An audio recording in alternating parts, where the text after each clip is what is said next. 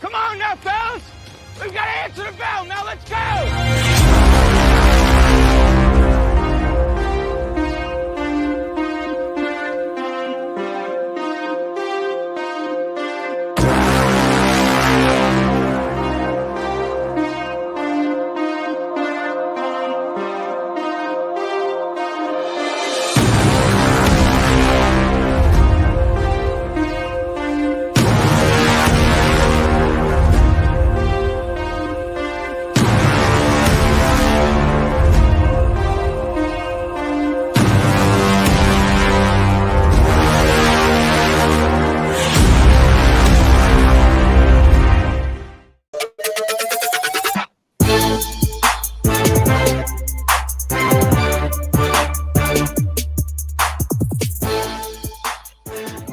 It's Friday and welcome in to Main Street Sports Today, presented by Mid-Tennessee Bone and Joint. I'm Chris Yao. He's Maurice Patton, and we are excited to be here because it is Friday, and that means high school football on the horizon, college football coming up soon, Titans football just around the corner.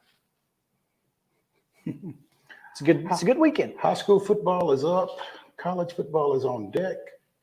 Pro football is in the hole. That's exactly right. There we go. And that's a perfect analogy for today because we are splitting the show with baseball and football and talk a lot about it's still baseball season here.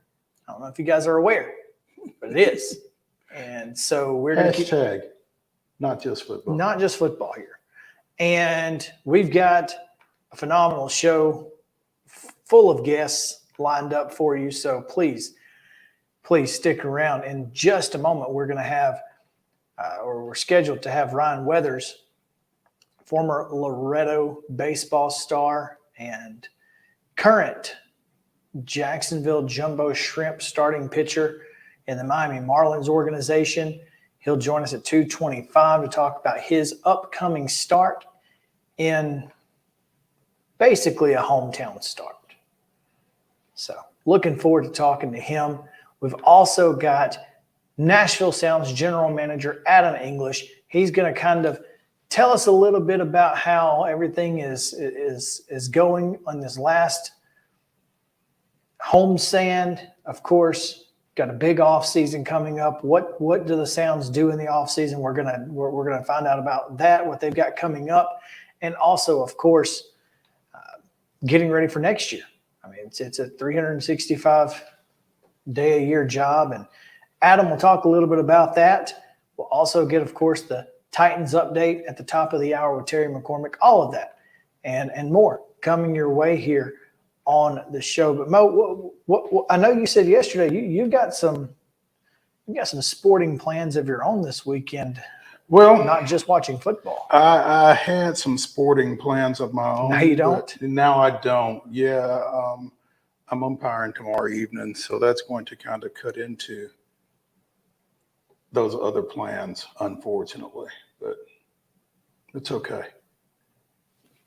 It's always good to have a side hustle, as you well know.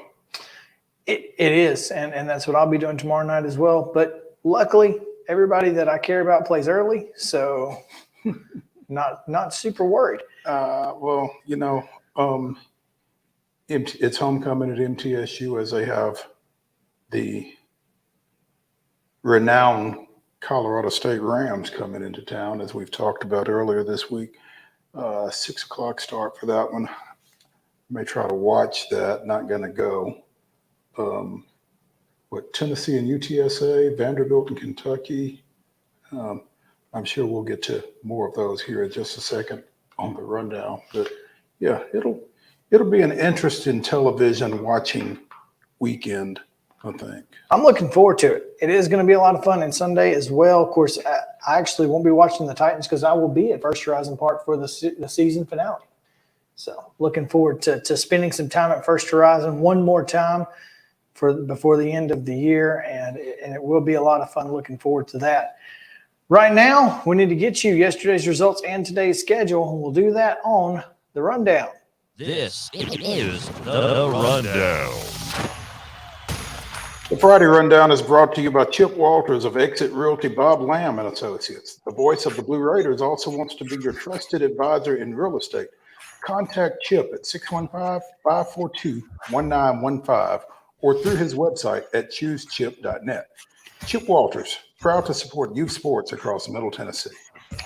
Volleyball action yesterday. All of these games I'm about to tell you are 3-0 final scores. Cheatham County defeated Montgomery Central. Columbia Central, a winner over Coffee County. Stewart's Creek falls to Cookeville, while Gallatin defeats Green Hill. Harpeth over Fairview. Lawrence County downs at Shelbyville. Hampshire falls to Lewis County. Moore County on the losing end to Eagleville, and Oakland over Riverdale. Middle Tennessee Christian was a 3-2 winner over Providence Christian. Spring Hill got Franklin County 3-1. It was Christian 3-1 winners over Lancaster. In girls soccer action, it was Battleground Academy 2, Grace Christian of Franklin 1. Independence with a 3-0 win over Centennial. Dixon County blanked Clarksville Northeast 4-0. It was Columbia Central 4, Coffee County 2. Columbia Academy with a 3-2 win over Lawrence County. Harpeth Hall defeated Christ Presbyterian Academy 1-0. It was Ensworth 8, St. Cecilia 0. Donaldson Christian 9, Ezel Harding 0. Franklin with a 6-1 win over Summit. Davidson Academy defeated Friendship Christian 3-0. It was Tullahoma Downing Giles County 6-0. Harpeth with a 4-1 win over Greenbrier. Hunters Lane doubled up Glencliff 2-1. Lawson 4, Fairview 2. It was Valor Collegiate 7, Overton 0. Martin Luther King with a 5-2 win over Lead Academy. Lebanon edged Laverne 1-0, and it was Rossview 4, Liberty Creek 2. Livingston down Hume 5-1. Culleoka blanked Loretto 9-0. It was Macon County 8, Springfield 3, Merrill High, a 10-0 winner over Antioch. Clarksville Academy and Montgomery Central played to a 1-1 draw, while Mount Juliet eggs Wilson Central 1-0. Brentwood was a 5-1 winner over Nolansville. Blackman falls to Oakland 5-0. Page, a 2-1 winner over Ravenwood, while Father Ryan and Pope Prep played to a 2-2 draw. Pope Prep played to a 2-2. God, that was tough. Providence Christian 9, Middle Tennessee Christian 0. Siegel and Rockville 2-2 as well. Smyrna 6-1 over Webb School. Warren County falls to Spring Hill 2-1. Station Camp a 9-0 winner over Portland. Independence Academy shuts out STEM Academy 5-0. And Stewart's Creek was an 8-1 winner over Riverdale.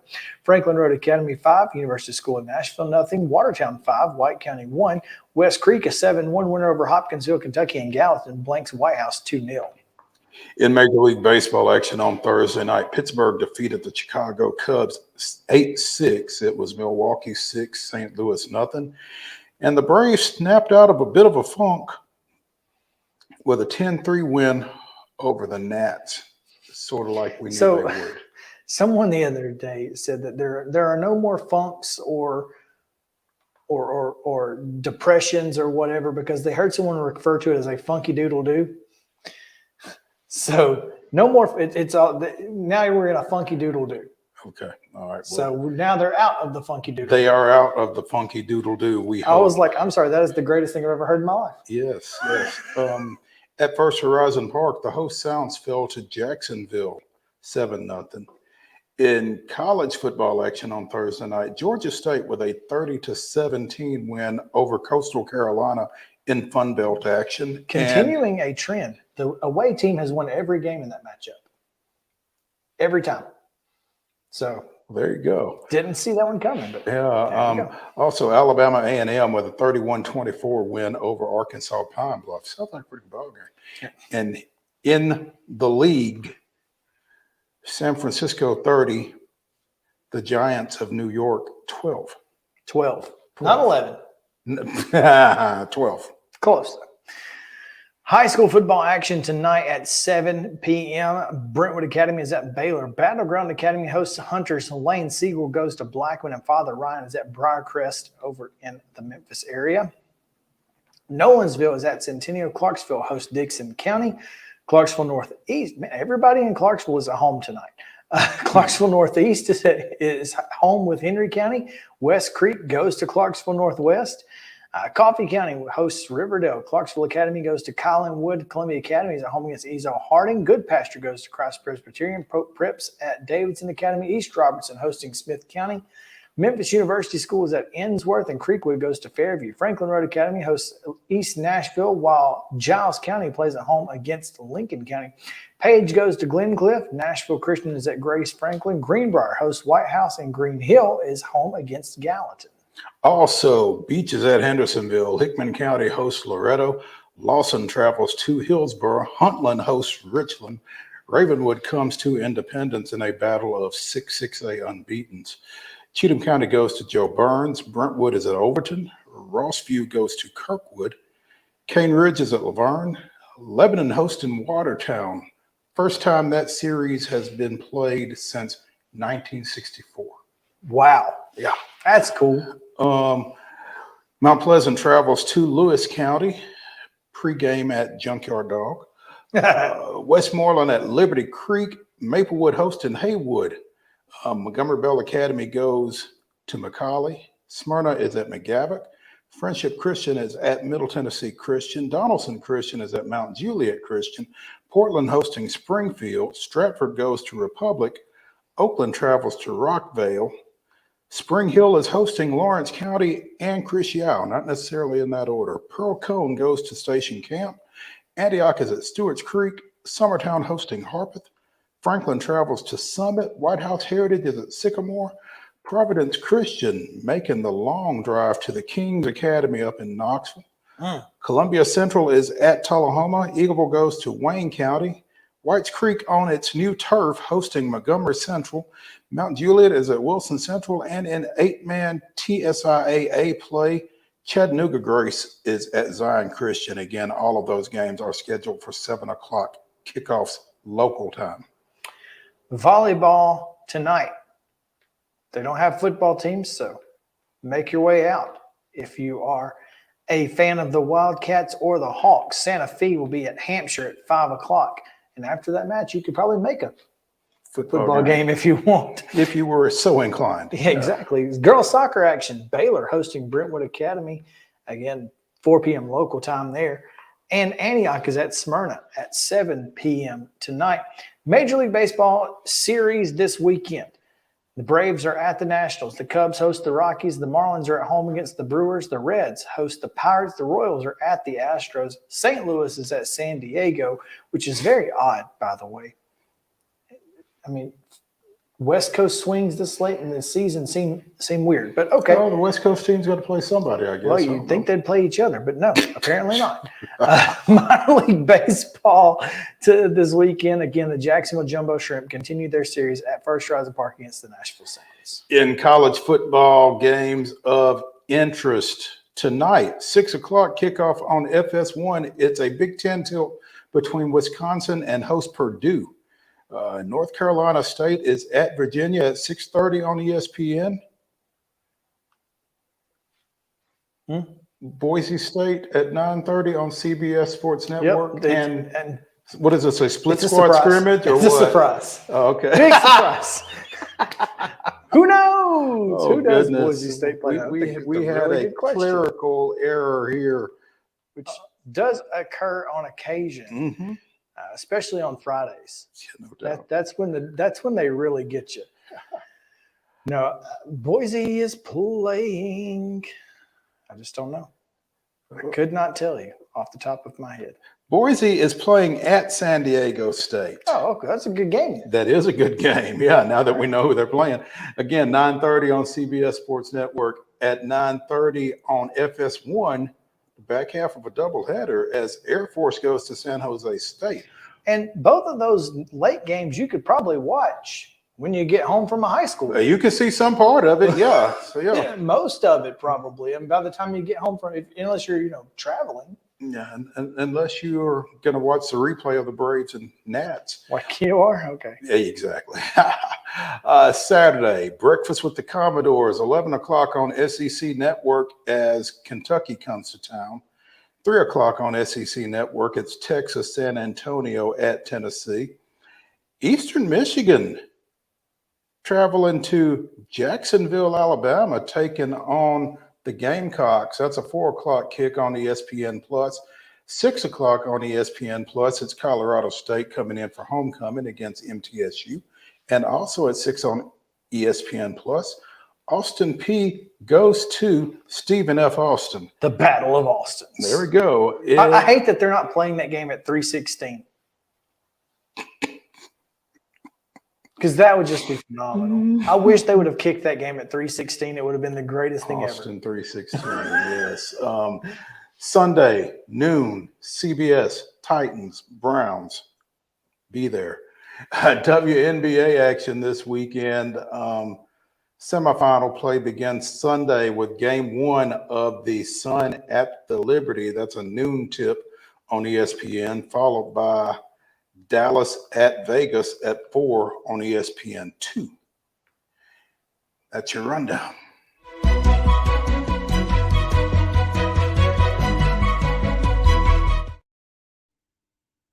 It's brought to you by our friends at Piggly Wiggly over in Neely's Mill Shopping Center, where I spent a great amount of time today. As a matter of fact, not at Piggly Wiggly, but in Neely's Mill. Sent Charlie to Milltown this morning to play at the Big Brown, as she calls it, the playground, and ate a little bit at La Fuente. But Piggly Wiggly also has great lunch specials. Your meat and vegetables, you can get their hand cut. Piggly Wiggly probably doesn't appreciate you mentioning La Fuente during their spot. They'll be fine. Because, again, you can't eat at Piggly Wiggly every day unless you really wanted to. Because, honestly, you probably could. Yeah, exactly. Great hand-cut meats as well. If you want to go grab some hand-cut steaks, they've got that. And fresh produce. It's all cost plus 10% at the register. Mo, we mentioned this earlier this week. The XFL and USFL are as close as you can possibly be to now merging. Just some, really, they've got, because the USFL had a players union with the, I think the steel workers maybe, and they were unionized in the USFL, not in the XFL. And of course, they've got, labor laws that they've got to figure out as far as, if they're based in Houston and they fly out, they use Texas labor laws. If everybody's based in their hometown, they have 47 different states that they got to deal with or whatever. So they got to figure out those things, but everything is pretty well cut and dry and ready to go. Per Sportico, Jeffrey Pollock and Basil DeVito Jr. are joining USFL President Brian Woods to create a prep super league. So not only do we have the XFL and USFL coming together, but now we've got former XFL execs and former USFL execs coming together to create what they're calling a prep super league, which is a 4- and 5-star rated prospects, college playing rules, and games streamed in real time. Season set to run between April 19th and May 24th with teams in Atlanta, Cleveland, Dallas, Houston, New Jersey, New Orleans, Los Angeles, Miami, Phoenix, San Diego, San Francisco, and Tampa. Now, how many times have we seen somebody try to upend the collegiate model? Too many? Too many. Mhm. Now with NIL, it's going to make it even more difficult. But hey, for those players who ask for $5,000 and get ruled ineligible, at least they got somewhere to go. There you go. Yeah. It's so funny to me because finally spring football has made a really good decision, and then somebody else has got to come in and try to screw stuff up. Mhm. Where are you going to get enough prep players to populate this league? You're not. So does this ever get off the ground? Let's think about this. If it runs, spring training, right? I don't think it matters when it runs. Well, if it's only for basically a spring training before you go to school in the fall, because, risking injury, be damned. But I'm just not sure what sense it makes. Doesn't. Because obviously you couldn't have high school players who still have high school eligibility left play in this thing. It's a national high school football league, according to Brian Woods, that in itself, for all participants, brings a level of visibility that a player participating in a school-sponsored program and playing more or less a localized schedule doesn't benefit from. So basically they're saying, hey, come play in this league and not your local high school because it's going to benefit you more with exposure. You're going to play higher level talent. This is, for all intents and purposes, travel football. Yeah. I don't think this goes anywhere. If they play it down, it will be one more than I feel like they're ever going to play. Mm-hmm. This doesn't make any sense. None. Now,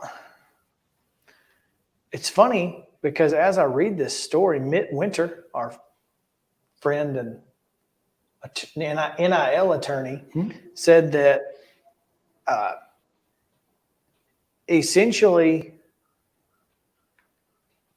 this would not affect a player's eligibility to get paid because they would be paid on their name, image, and likeness, and it would not go against state association rules because their rules say you can get paid. So if you are a 4- and 5-star athlete and you want to get paid at 17, 18 years old, do you do it? I just don't. If you are a 4- or 5-star recruit and you are committed, you are signed with somebody. This is for the spring after your senior year of high school football, right? I think that's what it's saying, but most of those kids, if they're going to play anywhere, they're probably going to go on and graduate and go to their college of choice. Okay, but let's think about this as sophomores and juniors. In high school? You've got 4- or 5-star prospects who, instead of playing at Columbia Central, Ravenwood, Independence, decide that they want to go play. They sign a deal with this league. They get paid to play. They get sent to Atlanta for their team, and they play in this football league. And they only have to do it for a certain amount of time. So they don't play high school football during the fall. They would only play during the spring. They get paid to do it. It's basically all your classes are just about over from April to May. The more I think about it, the more it's not a terrible idea. If you can maintain your college eligibility. Mm-hmm. And obviously that would be, the biggest sticking point, but kind of makes sense. I don't know. It'll bear watching. Travel football. for high schoolers. There we go. Anyway. Yeah. All right, let's take a break. When we come back, Ryan Weathers is going to join us here, and we'll talk a little bit about his big start tomorrow at Nashville's First Horizon Park and his new team, how he's enjoying life in Florida. So stick around. Main Street Sports Today, presented by Mid-Tennessee Bone & Joints, back after this.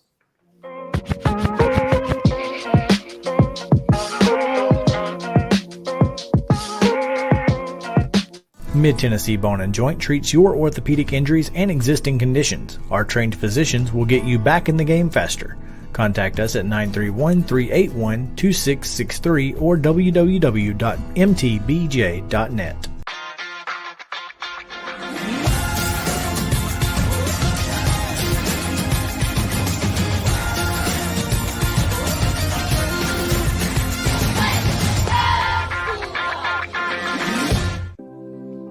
Custom Stone Handlers supplies over 600 distributors and suppliers with quality stone products. Along with River Stone, we produce and distribute over 100 building, landscape, and other bulk products.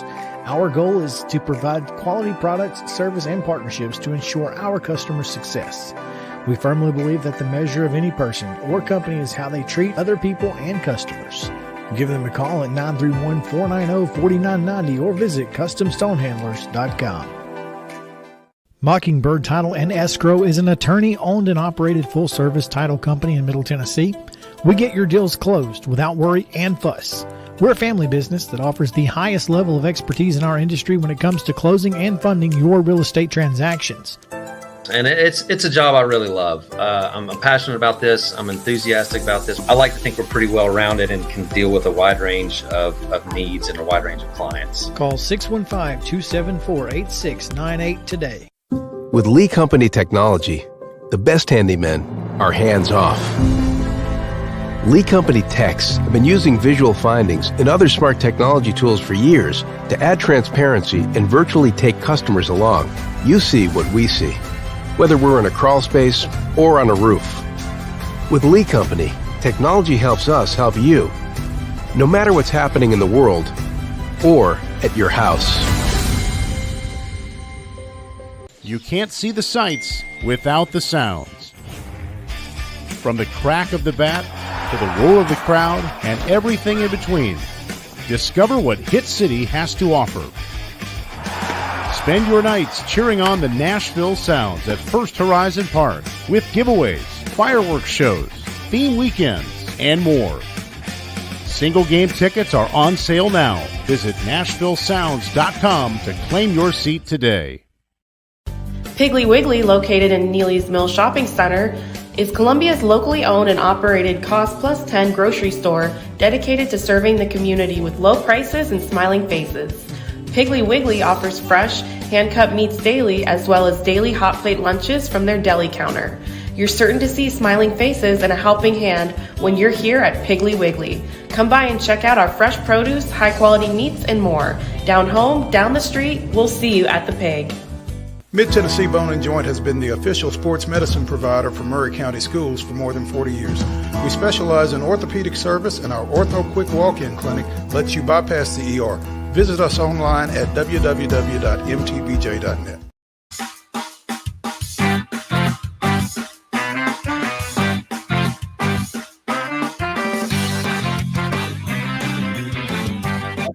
Welcome back in Main Street Sports Today, presented by Mid-Tennessee Bone & Joint. Chris Yao, Mo Patton here, live from the Lee Company studio in Columbia. Glad to have you guys with us, and we are glad to have our next guest, Mo.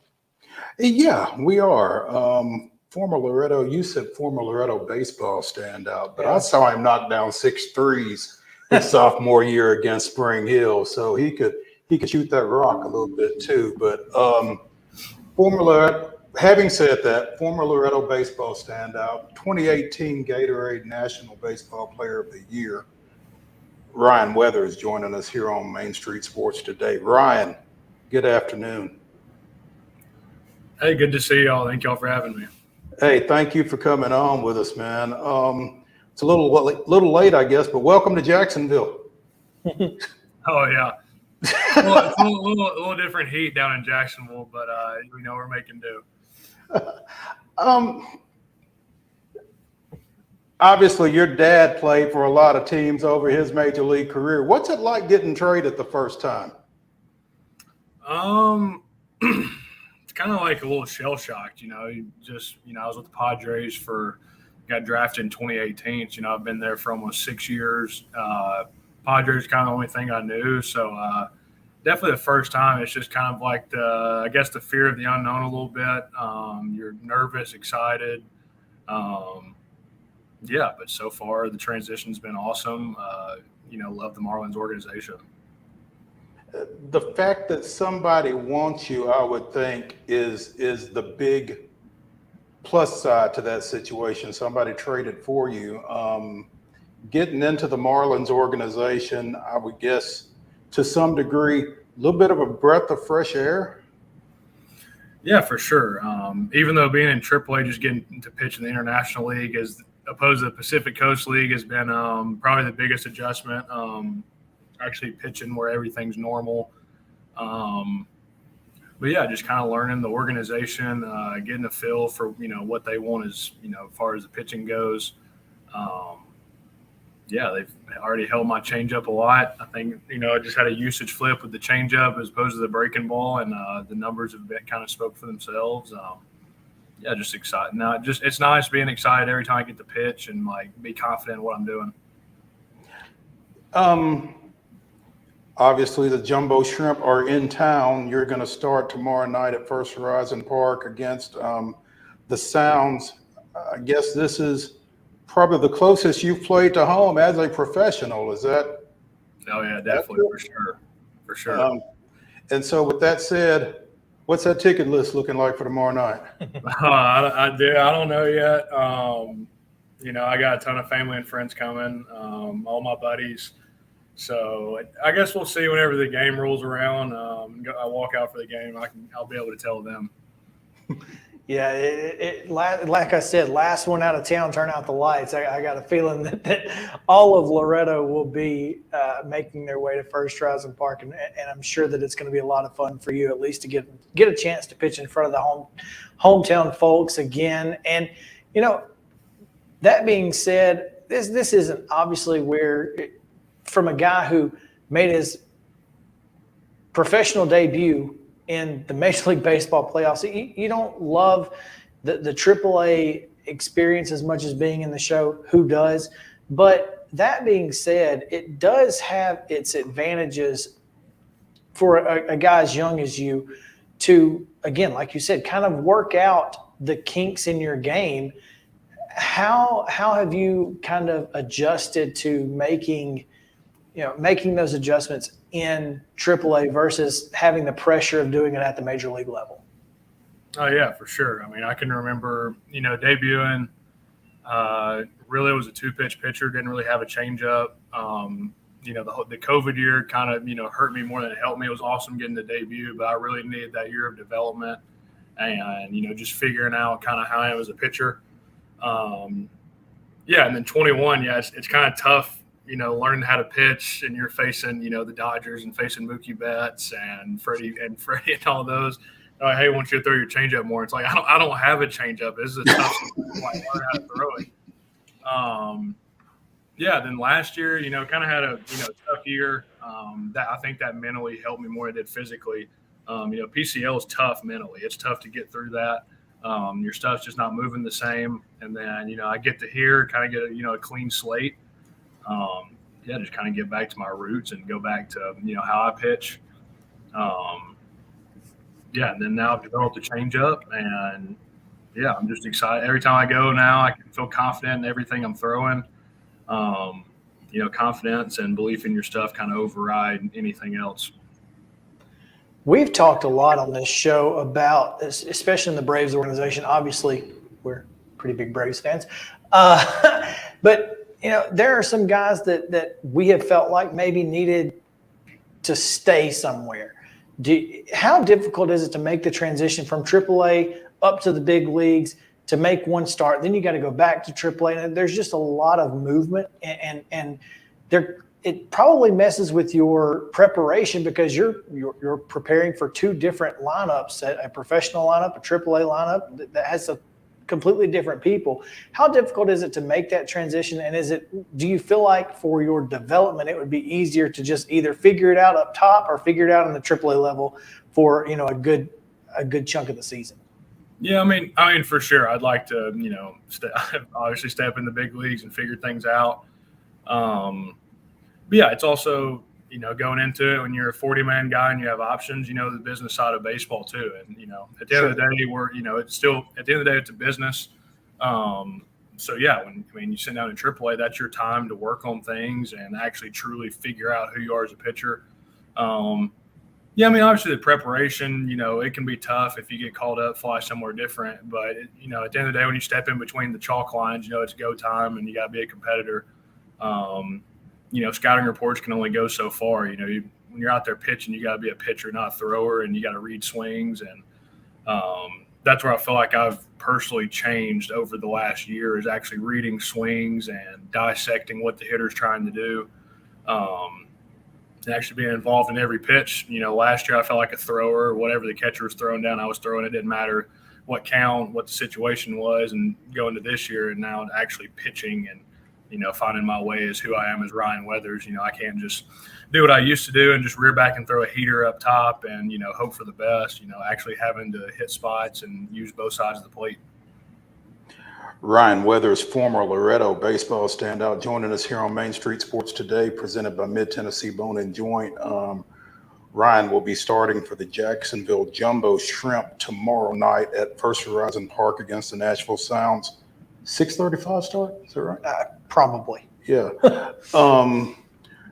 Ryan, since the trade, as you mentioned, things have gone pretty well. It seems like in the 4 starts that you've made at Jacksonville, you've had some success. You talked about your pitch mix and that kind of thing, but what do you feel like has been the key in coming over here and being able to put together some consistency? I think, as funny as it sounds, just switching leagues from the PCL to International League, pitching the PCL is tough, man. It's ball flies, doesn't it? It's the hardest place I've ever had to pitch.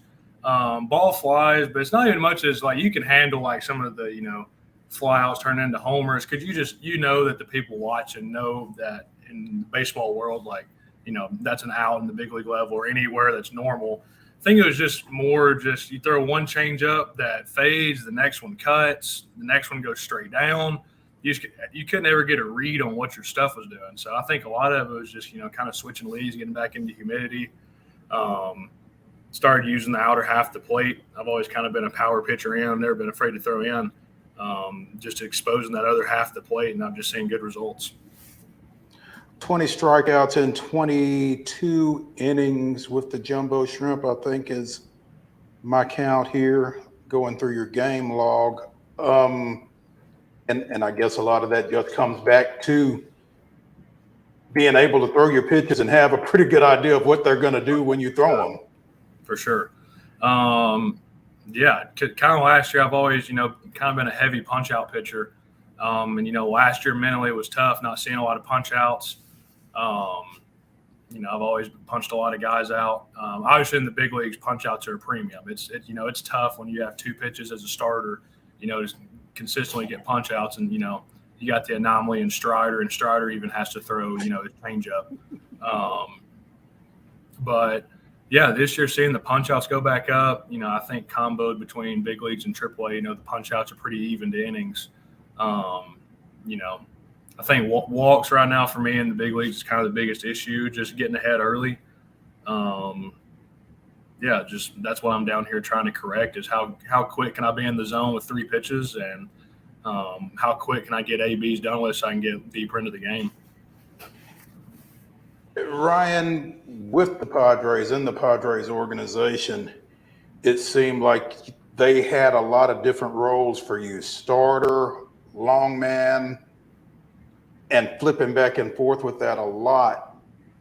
How significant is it for you and for your approach to be able to settle into a starting role? For sure. As a starter, you know your routine day in, day out. I know what I need to do every day to make sure I'm ready for the 5th or 6th day. as a reliever, you're just kind of surviving, every night. You're just ready to rock, I had to be, most of the time mentally locked in from inning 1 to inning 9. I think in 21 I started, went 4 innings in relief, closed the game, came in, setup guy in the 7th, pitched the 8th. So, just guys that have to be mentally locked in inning 1 through 9. It's mentally tiring to do that. But when you get a solidified role, like the Marlins have told me they want me to start. I know my job every 5th or 6th day is to see how deep I can get in the ball game. And, it's just nice going out there knowing when you're a starter, like actually being a starter, going out there trying to give 6, 7, whatever you can give. That's kind of what I like to see out of a starter. What was it like, Ryan, getting to Jacksonville and seeing a somewhat familiar name, face maybe? I don't know how well you and Brady Puckett know each other, but another local kid played at Lipscomb. It's from Murfreesboro. Is that a little comforting for the new guy? Yeah, for sure. I didn't really know Puckett, through amateur and high school. But, we have a lot of mutual friends, and us kind of Southern guys kind of mesh together and stick together. It was definitely a lot, more fun coming here with the Marlins, and there's a lot more Southern guys. There's a lot of Southeast guys. It's been fun meshing with all the guys. Well, we're certainly excited. Obviously, the Marlins deep into the playoff race. They currently hold a wild card spot, so that's a positive, and potentially, the Marlins will obviously have some decisions to make from their 40-man roster, and hopefully we'll see Ryan Weathers on that postseason roster. But we will certainly see him tomorrow night at First Horizon Park, 6:35. Against the Nashville Sounds. And again, if you want to get tickets, you better get them now, because there probably won't be many available. Once the folks from Loretto figure out how to get up 43 to 65, it's going to be. I think most of them probably know it won't be their first trip. So yeah, it's going to be once they get out, it's going to be over. So we're excited to see you, and we appreciate you taking some time with us today, man. Absolutely, thank y'all for having me. Thanks, Ryan. We'll take a break. When we come back, talk a little Braves. Some big news today concerning the Braves ace. So we'll get to that in just a moment. As you can see, Adam English still to come later in the show. Terry McCormick as well. All of that and much more right after this on Main Street Sports Today, presented by Mid-Tennessee Bone & Joint. Stick around.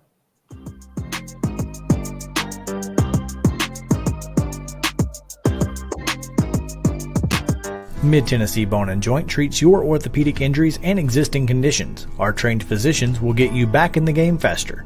Contact us at 931-381-2663 or www.mtbj.net. With Lee Company technology, the best handymen are hands-off. Lee Company techs have been using visual findings and other smart technology tools for years to add transparency and virtually take customers along. You see what we see, whether we're in a crawl space or on a roof. With Lee Company, technology helps us help you, no matter what's happening in the world or at your house.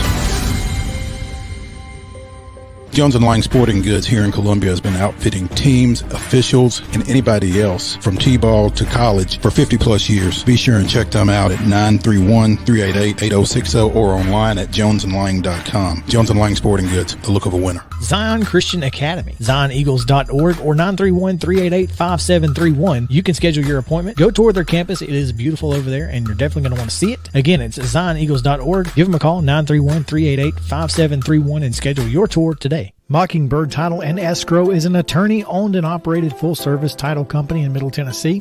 We get your deals closed without worry and fuss. We're a family business that offers the highest level of expertise in our industry when it comes to closing and funding your real estate transactions. And it's a job I really love. I'm passionate about this. I'm enthusiastic about this. I like to think we're pretty well-rounded and can deal with a wide range of needs and a wide range of clients. Call 615-274-8698 today. You can't see the sights without the sounds. From the crack of the bat to the roar of the crowd and everything in between, Discover what Hit City has to offer.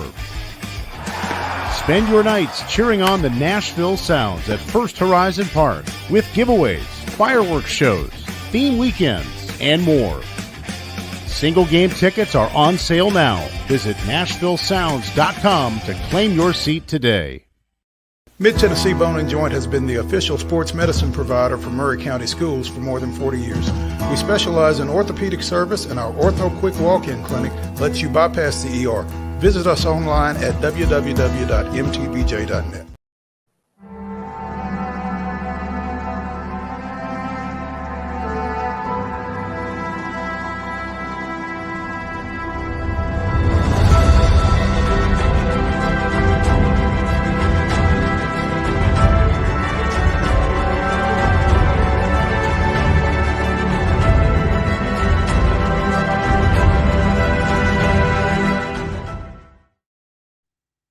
September 22nd, 1998, backup catcher Eddie Perez's fourth inning solo shot off Florida starter Rafael, don't call me Funky Cold, Medina in an eventual 4-1 victory was the Braves' 208th home run of the season, breaking a 32-year franchise record.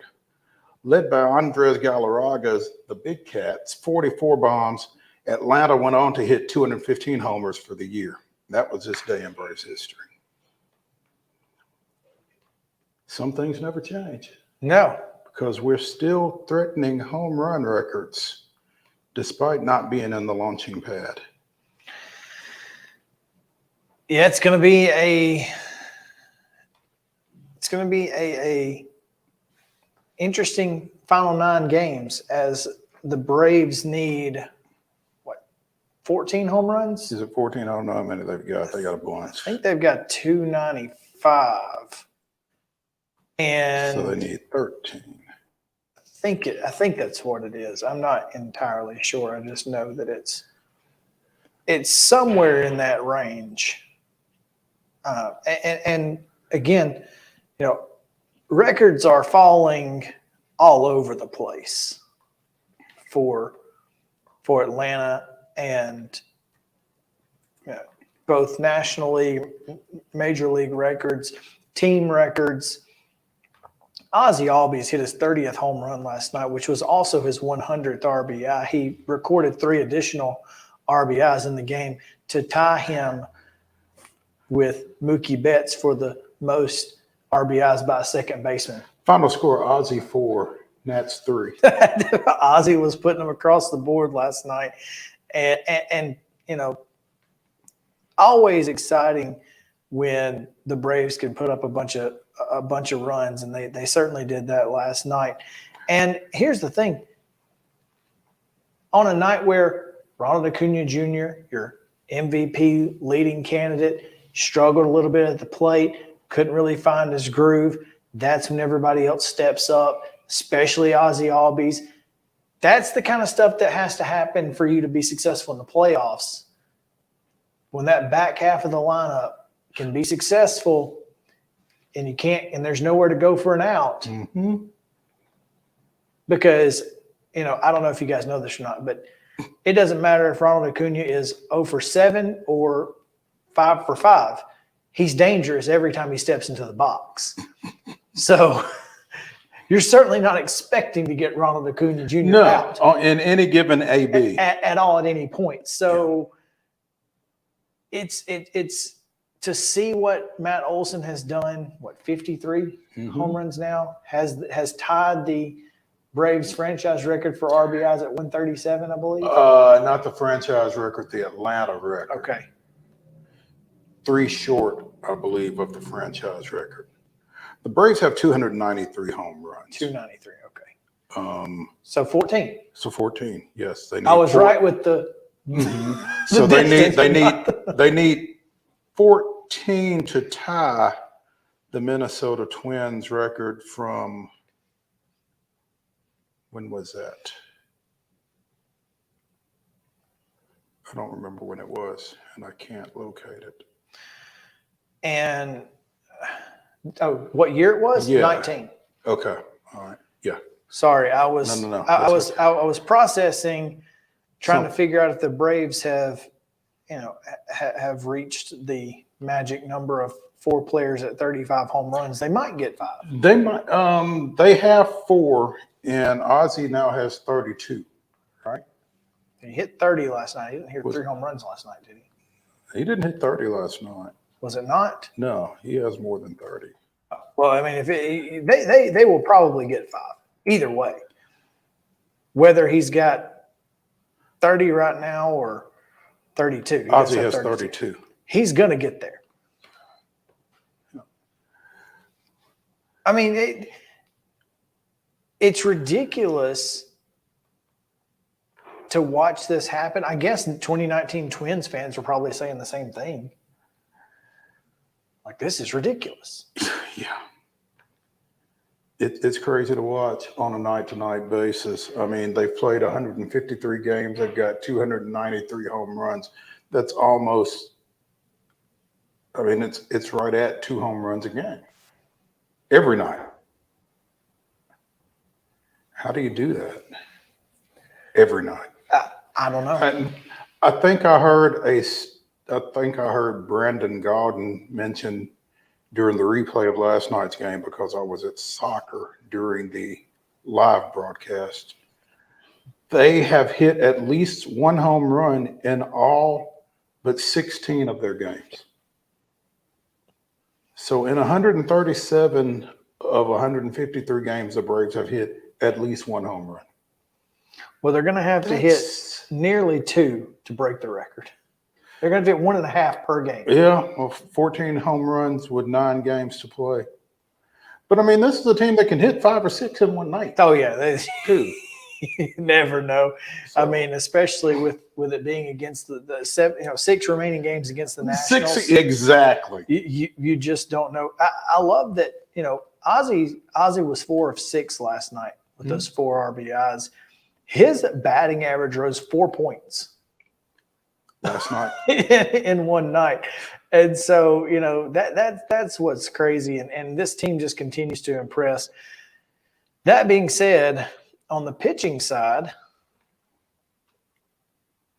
Max Fried pitched really well last night. Was exactly what you expected out of Max Fried. Exactly what you needed from Max Fried after the Funkadoodle-Doo. After his funky doodle do that he was in, which everybody was. His and the teams. Yeah, everybody was kind of in that deal. And dude has been, has not seen the mound very often this year. Obviously 8-1 overall. And again, last night goes 6 innings, gives up the 1 home run, the solo shot. Who cares? Just by which that solo shot that cut into a 5-0 lead at the time. So he was just trying to get outs, and that's perfectly fine. I'm cool with that. But then comes out, and apparently that blister that's been bothering for a while still bothering him. And he's now been placed on the 15-day IL, which will take him into the postseason. So he will not pitch again this regular season.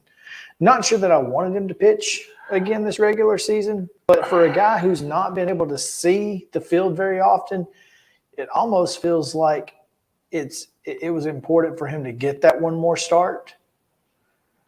I think it would have been good for him to pitch one time on normal rest. Whatever normal rest is. Because he's not done it. Missed so much time. Well, yeah, and even in the his rehab starts, he was limited to like 30, 32 pitches or something, and they were pulling him pretty quick. Obviously, last night he pitched into the 6th, gave you, I don't know how many pitches he threw, but and I'm not super worried about it, but he said he felt great while he was there. 96. So he threw 96 pitches in his first outing back. I'm not concerned with Max Fried unless he comes down with the flu in the postseason. What I am curious about, though, is if he's available to pitch for you in the postseason. If he starts game 1, now that's a big if. Mm-hmm. If he starts game 1, is he ready to go by game 4? because that would probably be short rest. And if that's not the case, I think you got to go Strider in game 1. Yep. And I think that, there's a lot of discussion that has to be made, that has to be had regarding whether it is Strider or Freed for game 1. And that makes sense. I mean, if you're only going to get one game out of Freed anyway, why throw him in game 1? Well, you could get him again in game 5 either way. But he couldn't go 1 and 4. But he couldn't go 1 and 4. Which means you got to go with 4 starters probably, because No, I think if you pitch him in game 1, you would have to. But if you pitch him in game 2, he could go 2 and 5 because there's the extra day of rest in there. Because it's travel day back. So you've got a travel day in there. So you're on regular rest between 2 and 5, but would not be between 1 and 4. Well, there you go. So to me, it's sounds Strider. like a decision is made then. Yeah, it's Strider, Freed, Morton, Strider, Freed. And if in worst case scenario, you've got Morton for game 1 of the LCS. Probably in worst case scenario. Mm-hmm. But Max Fried in game 5. If I'm giving the ball to somebody in game 5, I want it to be Max Fried anyway. That's the guy I want with the baseball. Ideally, there's not a game 5. God, if there was. Yeah. But yeah, I mean, I think to me that's kind of the situation that the Braves find themselves in. And, obviously here's the thing. Everybody's going to be rested. Now, rest versus rust, we can argue that all day. Certainly was a problem last year. But everybody's going to be rested. You've got your full bullpen allotment. So, I mean, maybe you could throw Max in game 1 and just throw 80 to 85 pitches and use your bullpen. Use Chavez for a couple innings, then go Jimenez, Minter, Iggy, get a dub and go to the house. I just need this blister to go away. But the blister, and does it go away? I don't know. Because this has been a thing for a while. This isn't just like a new thing. Yeah. And I don't even know how he throws on the side. With a blister. Yeah.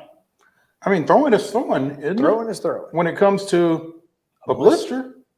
So I don't know how that works. I'd be interested I guess we need to try to find somebody that knows something about blisters, because it's a little intriguing to me. How do you manage that? It is definitely going to be a difficult thing to overcome, I think. I really do. And here's, again, long term, if you're Alex Anthopoulos, how much does this play into whether or not you want to sign Max Fried for whatever he's going to command? Does this mean get a guy like Shohei Ohtani? I don't know how much where blisters rank in terms of long-term concerns, but clearly it's something that has the possibility of making you unavailable every 5th day. So I don't know. I just wonder, how much time he spent on the IL this year. I feel like it'll make a difference. I got a feeling. So let's take a break. Terry McCormick standing by from Titan Insider. He's got your daily Titans update in just a moment.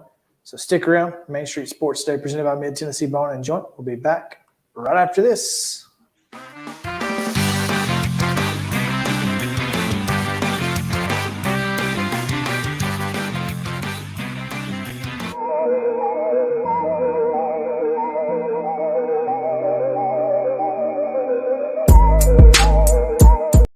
He shoots, and he scores!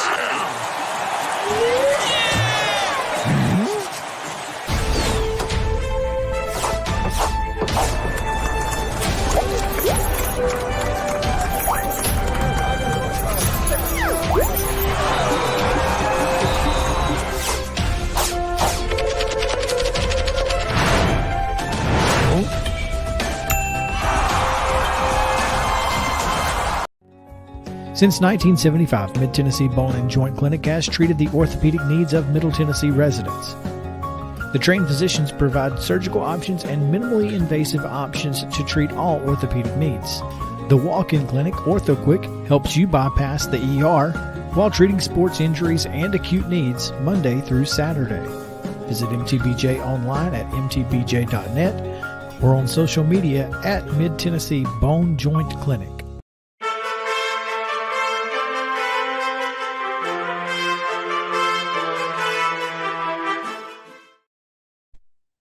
Back in Main Street Sports Day, presented by Mid-Tennessee Bone and Joint. It is time now for your top of the hour Titans update with Terry McCormick, powered by our friends at Zen Sports. Terry, what's up?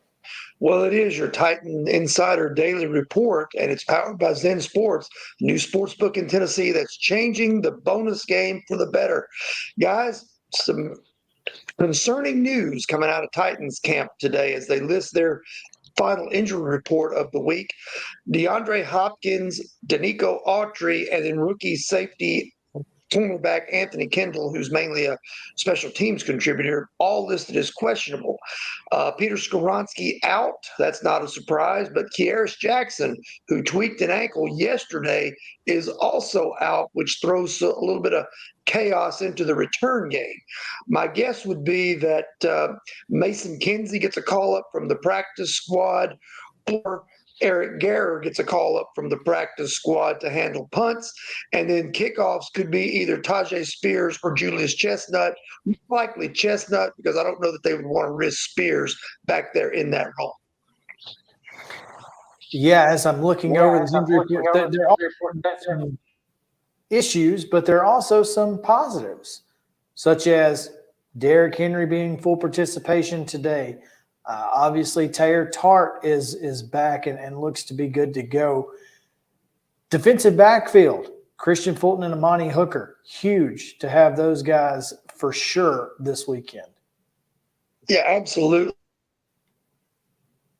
Protocol, and he is on track to play Sunday against the Browns, as is Christian Fulton. So those guys that are coming out of this with no injury designation, you can presume that they're good to go and return to the lineup. So going to be interesting to see, especially monitoring the DeAndre Hopkins situation. He didn't sound nearly as optimistic about playing today as he was last Friday when he didn't practice all week. So that is certainly something worth monitoring as we go through the rest of the weekend up until 90 minutes before kickoff on Sunday. Terry, obviously, traveling and all the things that go along with that up to Cleveland. This is a game that, with the struggles that have plagued the Browns offense to this point in the season, this team feels like it needs to win. Take advantage of the Browns right now because they have Nick Chubb out of the lineup, obviously gone for the year. They're still adjusting to life without him. And at some point, most people believe Deshaun Watson's going to figure it out and put back together some sort of semblance of the way he was in Houston. Hasn't done it yet. He's not played very well since he's gone to Cleveland, the little 6-game stint he had coming off the suspension last year and the first 2 games this year. At some point, though, you figure he's got to round back into something similar to the form he had with the Texans. If you're the Titans, you don't want that to be against you. Terry, can the Titans block Myles Garrett? I think they're going to need some help. I think you're going to see tight ends step in. You're going to see backs chipping Myles Garrett. And then you've got the other guys, Zadarius Smith over on the other side, who's also a concern. So it's going to be a tall order for this Titans offensive line, especially tackles Andre Dillard and Chris Hubbard to get the job done. Terry, can the Browns block Jeff Simmons? Well, that's another good question. That's why I think this is going to be – I wouldn't look for this to be a 38-35 game, boys. That's you got to see more 20-16. Yeah. Well, and you know what? That's how the Titans have been winning games for a while now, and I'll take it because in the NFL, guess what doesn't matter? style points. Nope. Just get the dub and get to the house. So that's what we're hoping for this weekend. Terry, tell us about Zen Sports. All right. Be glad to tell you about Zen Sports. Zen Sports is the new sports book in Tennessee, revolutionizing the way you earn sports betting rewards. With Zen Sports, your rewards are cash rewards. You bet with real money, and now you're rewarded with it too. Earn a whopping 5% cash back welcome bonus for your first 15 days when you sign up with the code Main Street, MAINST. Keep betting and keep earning every month after that with up to 3% cash back rewards on your betting volume. Best of all, earn cash commission on your bets with the Zen Sports Referral Rewards Program. Zen Sports, betting just got better. Gambling problem, call 1-800-889-9789. Terms and conditions apply. Must be 21 and older and in Tennessee to bet.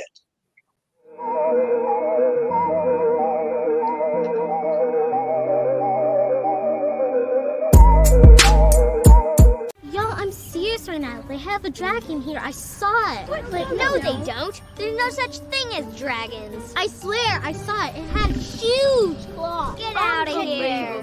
It had eyes as big as the moon. Come on, I'll show you. Wait up.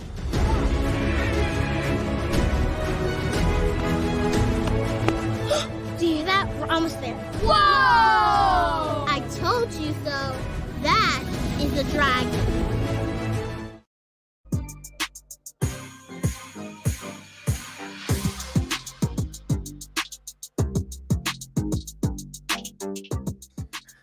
We took a minor break from baseball to talk a little football, but we're back.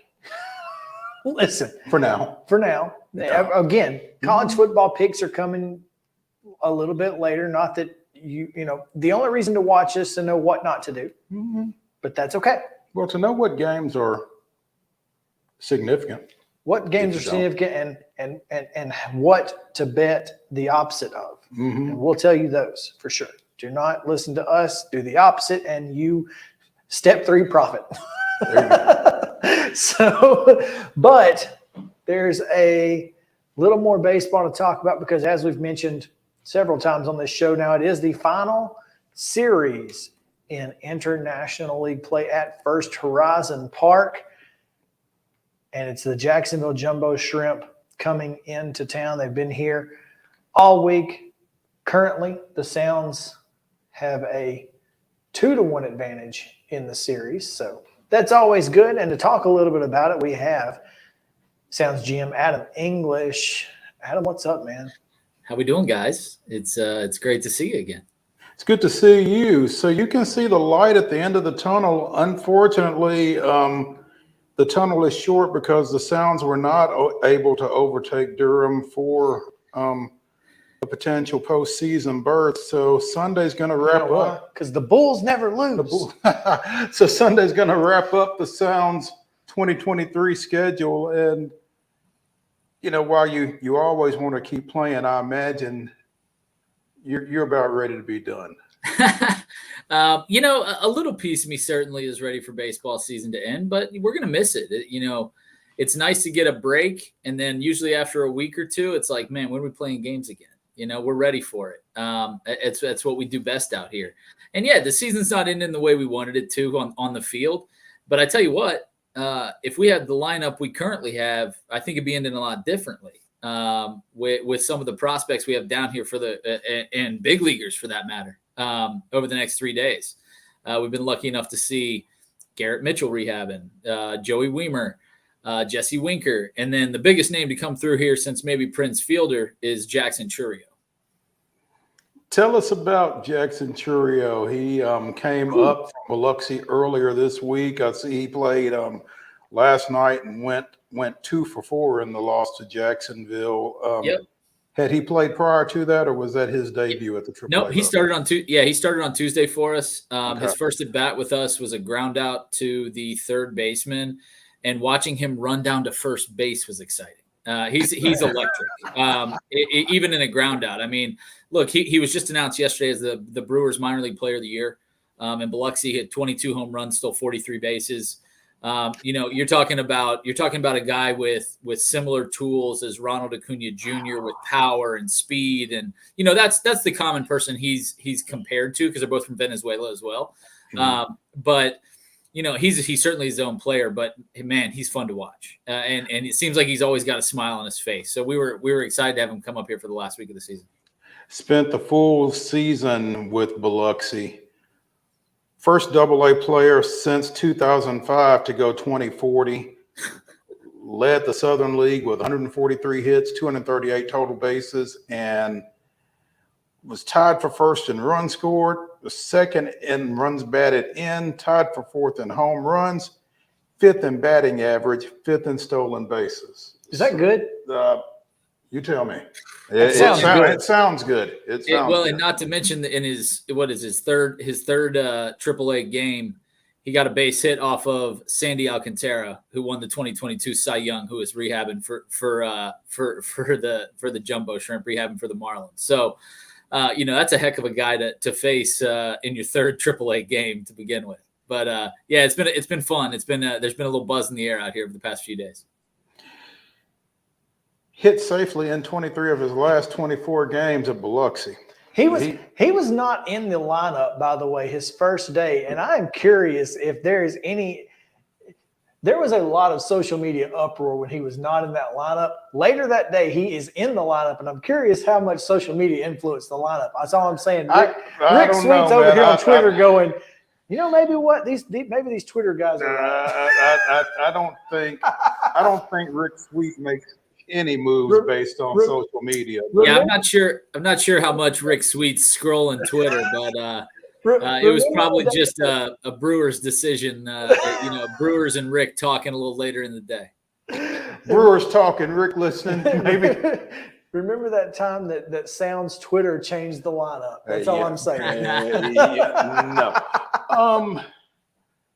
Adam, as you look back over this 2023 season for the Sounds and understanding that, personnel decisions aren't y'all's, but, what have you been pleased with, on the field, in the stands, the whole thing as far as Nashville Sounds baseball this year? I mean, first and foremost, you got the leadoff hitter for the Brewers right now, Sal Frelick, who spent a good amount of time with us this year. Our role in AAA is always to do what we can to make sure that people play in front of exciting crowds, to have a great experience for our fans in Nashville. But for the players, it's to do everything we can as a front office to make sure that they have the time to develop. And ultimately, we're here to support the Brewers. So, while we like winning games, the wins and losses are great. Ultimately, if we do our job as a AAA affiliate, which is help guys develop and help a Brewers team that's fighting for the division right now, and in a good spot to win it, that's a successful year. And as far as Nashville, man, we just have the best fans. It's been another great year at First Horizon Park. We're right in the conversation with top attendance in minor league baseball for the third consecutive year. We put a lot of focus on fan experience, and it's just been an awesome year. I'm so proud of my staff. We just have the best staff in sports as far as I'm concerned, and the way that we work together to create some special memories out here at First Horizon Park. It really is special.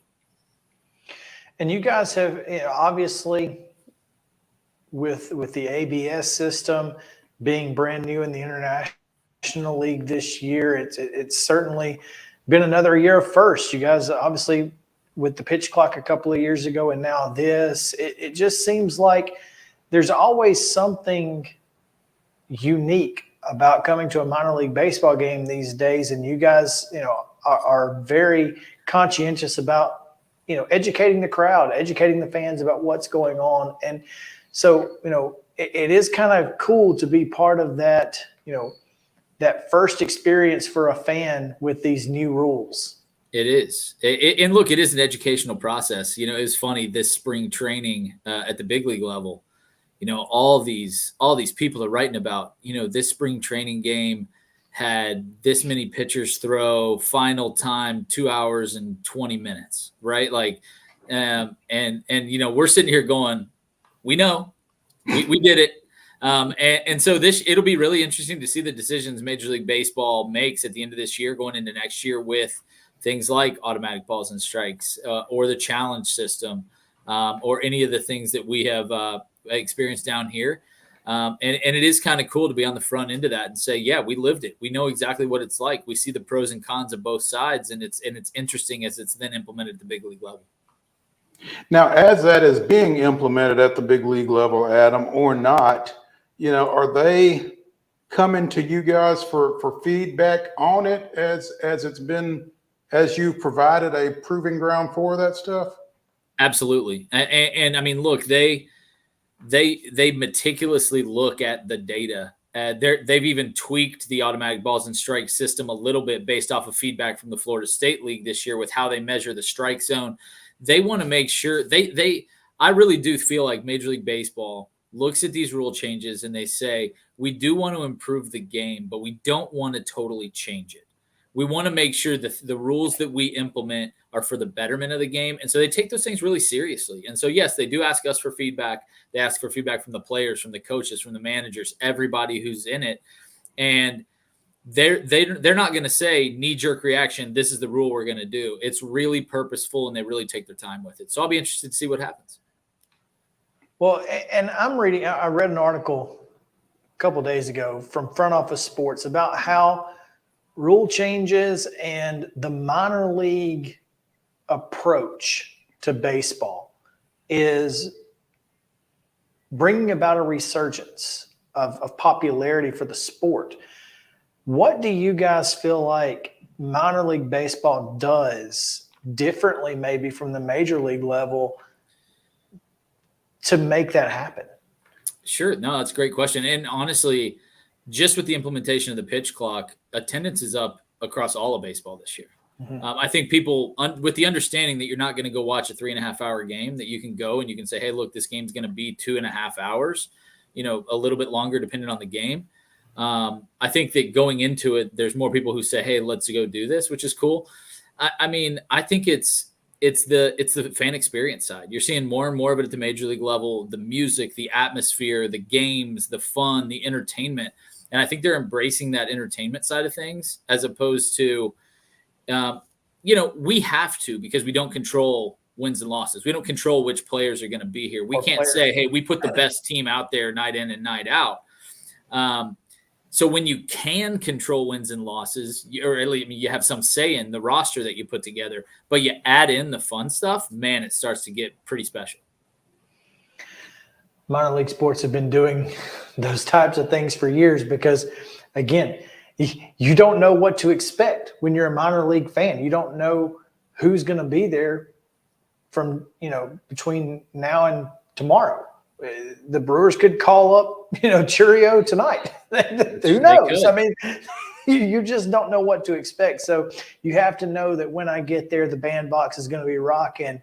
There's going to be the wiffle ball field for my kids to go play, and there's going to be, great drinks, great food, and a fun experience. So that's what you guys can control, and it certainly has been a positive.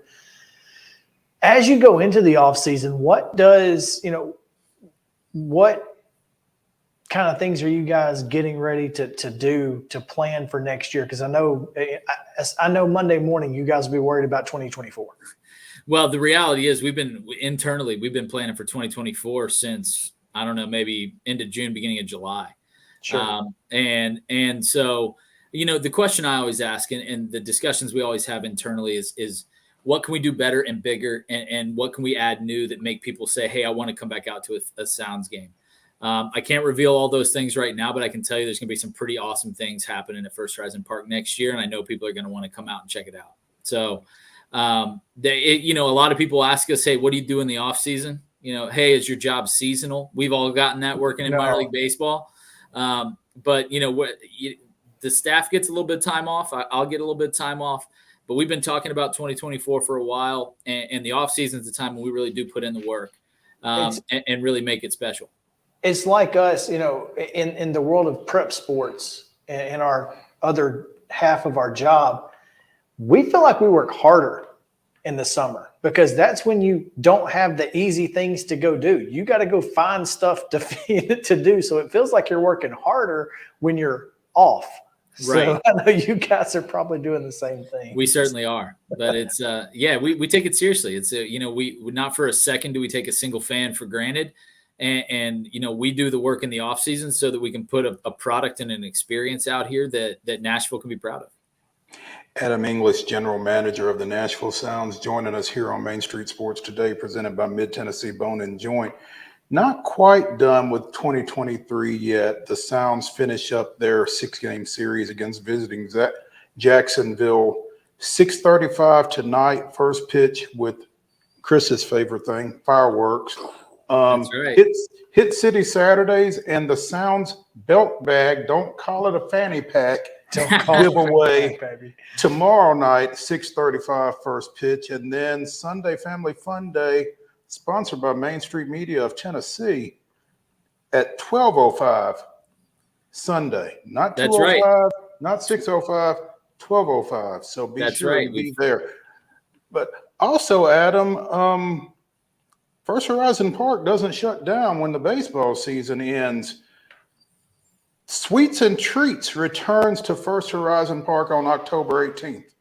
Yeah, it's one of my favorite events that we do out here. We decorate a bunch of suites on our club level, and kids can come out to First Horizon Park, go suite to suite, do some trick or treating in a safe, fun environment. Our staff has a ton of fun with it. They really go all out with the decorations. My son's already asking about it. It's a blast, and yeah, you're certainly right, Mo. This ballpark doesn't stop just because baseball season ends. October 18th from 5:30 to 7:30 is Sweets and Treats. So be sure and go to NashvilleSounds.com for more information on that. And Chris? Yeah, I'm just excited about this weekend. I'll be there for, again, Sunday Family Fun Day, the final one of the year. We're so happy to have been media partners with you guys all year long. You guys have been a fantastic host, and we have been nothing but excited every single week we get a chance to go to the ballpark, and having, obviously different players on our show all year long. Jeff's been fantastic. You, and of course, Doug, for your contributions as well. We certainly appreciate you guys, and we could not be more excited to be partners with you. Absolutely. We feel the same way. You guys are incredible. We love promoting our stuff with you guys. We love just our partnership in general and having you guys involved at the ballpark. It's nothing but great things from us as well. Appreciate you guys. Well, absolutely, Adam. We appreciate your time. Thanks for joining us. And again, have a great weekend one more time.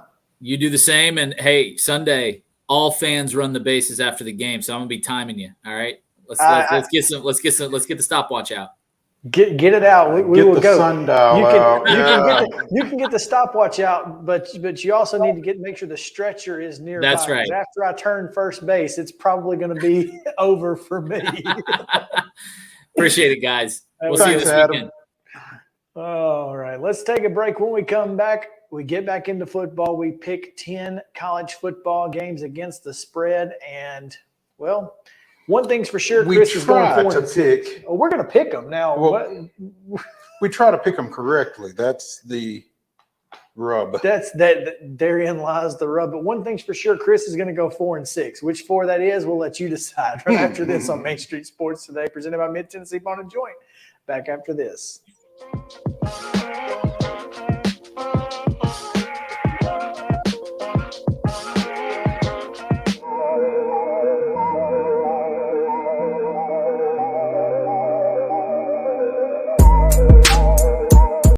Mid-Tennessee Bone and Joint treats your orthopedic injuries and existing conditions. Our trained physicians will get you back in the game faster.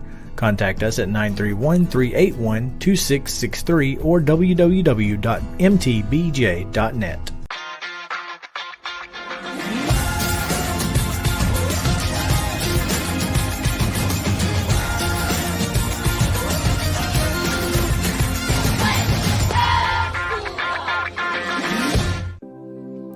Custom Stone Handler supplies over 600 distributors and suppliers with quality stone products. Along with River Stone, we produce and distribute over 100 building, landscape, and other bulk products. Our goal is to provide quality products, service, and partnerships to ensure our customers' success.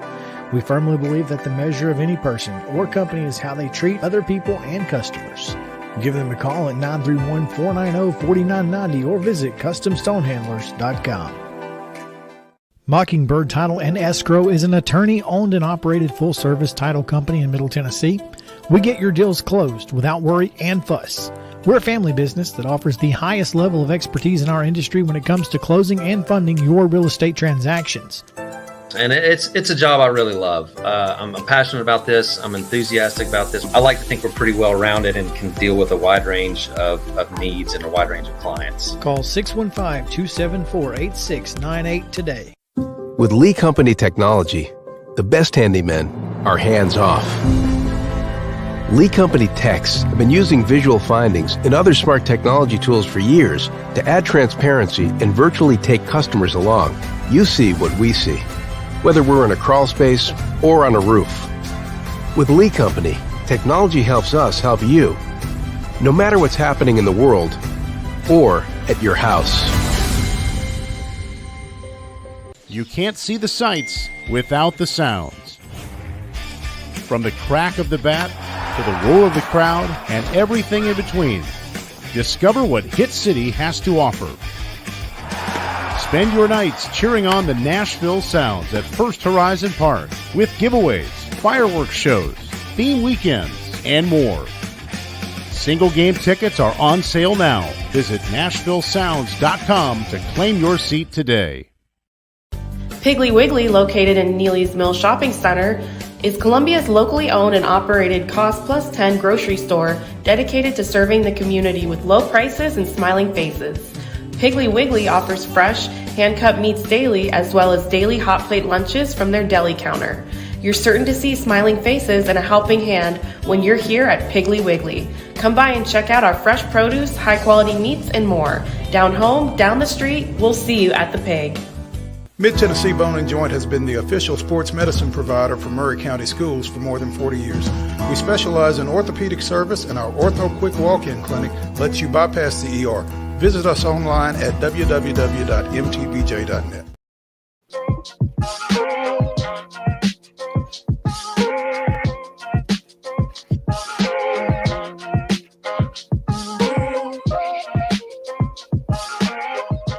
Welcome back into this weekend update edition, Main Street Sports Today, presented by Mid-Tennessee Bone and Joint. Chris Yao and Mo Patton. We've got a great weekend ahead of college football. There are a lot of really good games, and there are some that aren't on this list that we'll probably talk a little bit about if there's time. Real quick. Sure. Before we get into our week 4 pick'ems, Jim Wyatt has posted on his Facebook, as Terry McCormick expected, the Titans have promoted wide receiver Mason Kinsey and linebacker Chance Campbell from the practice squad to the 53-man. Kyrus Jackson placed on injured reserve. Otis Reese IV was waived. And you can see more on that on TitansOnline.com. So, yeah, Teresa tweeted it about 10 minutes ago as well. So that's plenty of new faces. Surprise for the Titans. Yeah, go figure. That's what happens. Go figure. Yeah, they never have to play random people because of injury. That's never happened in the history of the Titans. Never, ever, ever. Okay. Yeah, let's speaking of injuries, so the Bengals had to sign a third quarterback because their number 3 practice squad guy, Will Greer, was signed to the Patriots active roster. And Joe Burrow may or may not play Monday night, making Jake Browning the starting quarterback. And did we determine where Jake Browning was from? Yeah, Washington. He was the quarterback for the Huskies when they were in the playoffs in 2015, I think, and they got shellacked by Alabama. So who did they sign? Reed Sinnott of football powerhouse San Diego. Not San Diego Not State. San Diego State. San Diego. Yeah. So there you go. Also, former San Antonio Brahmas quarterback of the Extreme Football League. So. Oh, well, there you go. Yeah. So. Okay. All right. Alrighty. What you got? Oh, I got nothing. What you got from last week? Oh, from last week. Oh, you don't want it. I mean, I know what I was. I was 4-6. No, you don't. No, clearly you don't know what you were. Because you must have wrote something down wrong because I'm doing it right here in front of me. It was 12 and 18. Okay. Justin was 3-7, not counting the UT Florida game. 3-8, counting the UT Florida game. He got correct. Missouri covering against Kansas State, Penn State covering against Illinois, BYU covering against Arkansas. So he's 13-7, 14-18 with the 2 bonus games that we've done. I have you at 5-5. I was winning Penn State. I got 5 if you count the bonus game. Penn State. Okay. San Diego State. Correct. South Carolina. Yes. Wyoming. Okay. That's it. I miscounted. Yes. Okay.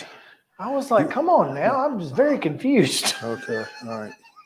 But you had all my games right. Okay. It's 4-6. Chris was 4-6. All right. Cool. 5 but 5 and 6 if you count the bonus game. Of course, that makes me 1-1 in bonus games. So whatever. So that makes you 12-18 or 13-19. 13-19. I was 4-6 last week. Good job.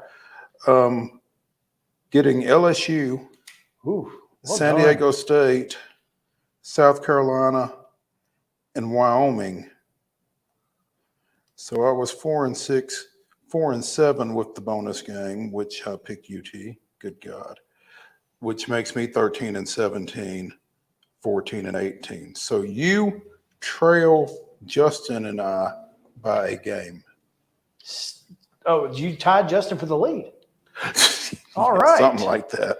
How about it? Well, we've got 10 games to pick, and we start in the Big Ten.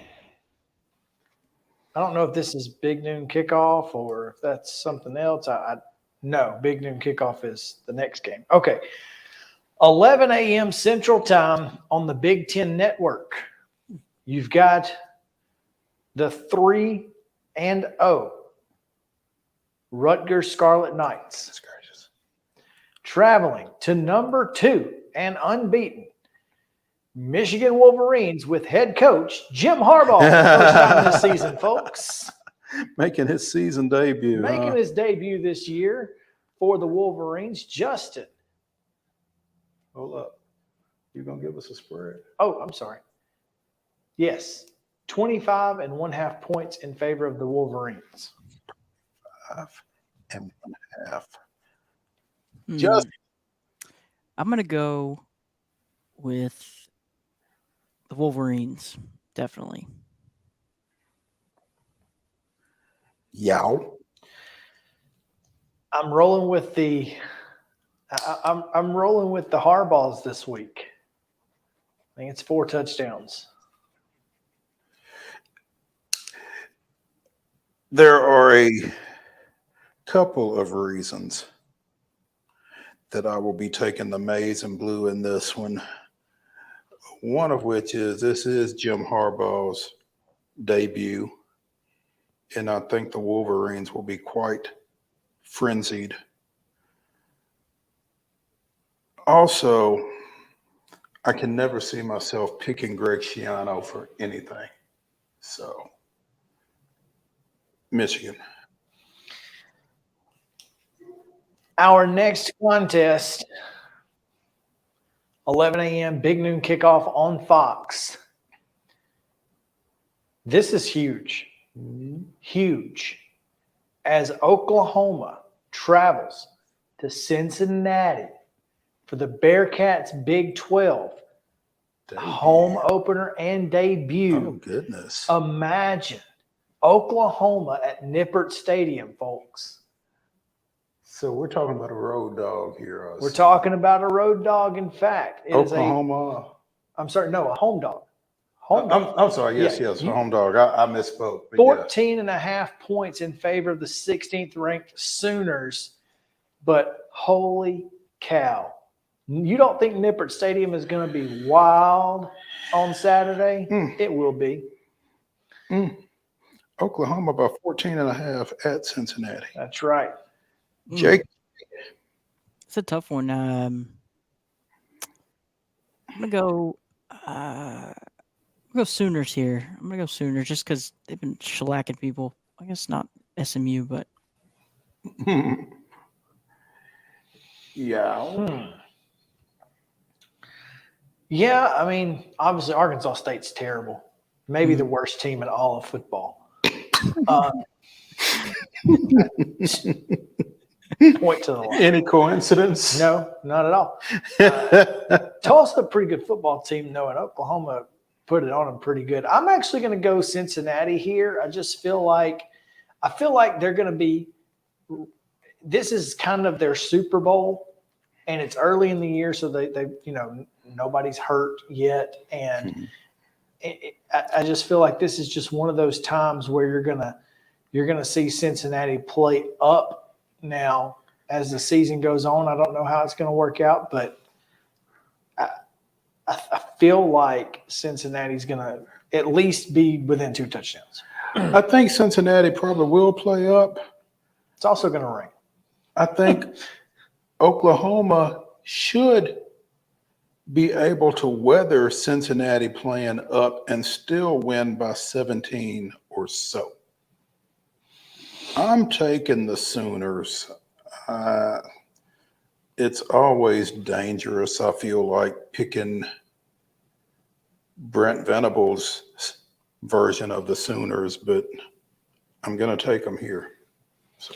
I mean, Cincinnati's coming off a loss to Miami of Ohio, so. Yeah, but, of course, it could have been a trap game. They might have been looking ahead a little bit. So, all right, here it is. 2:30 on ABC.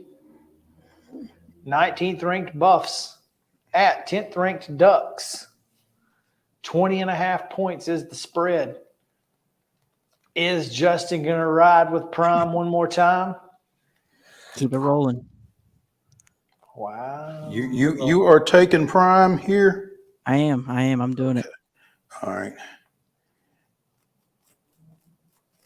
Yeah. Without Travis Hunter, I can't do it. So I think Bo Nix puts his name firmly in the Heisman race with this one here. Of course, I also think that Shedeur Sanders will probably do some really good things as well. But in the end, depth is going to win out with Oregon. They don't have their best player on offense or defense, and Oregon's going to win this game by 3 touchdowns. Yeah, I tend to agree with you. I think Travis Hunter not playing in this ball game makes all the difference in this pick. Quack, quack. Who next? Oh, that's 3? All right. 2:30 on Fox. Another Pac-12, couple of Pac-12 games early. No Pac-12 after dark, huh? There might be, but it won't be between ranked opponents, as 22nd ranked UCLA headed to Utah, who apparently has Cam Rising back. The 11th ranked Utes are a 5.5 point favorite at home. The 11th ranked Utes are a what? 5.5.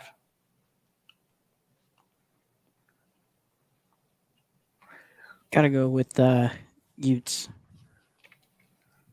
Feeling good about that. Yep, locking it in. All right. That's your final answer, huh? And he did not phone a friend. Let's see here. Dante Moore, freshman, has been really good for UCLA. Unfortunately for Dante Moore, the freshman, he's not had to play on the road yet. And his first attempt will be at Utah. And I think that is going to be a massive test for the youngster. That being said, he leads the nation with almost 20 yards per completion. That's pretty good. 5.5 points is plenty enough for me to take Utah in this one. So I'm going to go with the Utes. The Utes at home, rising back. Yeah, I think Utah wins this one by at least a touchdown. Yeah. All right. Before we go to our first or our last break of the day. Break, yeah.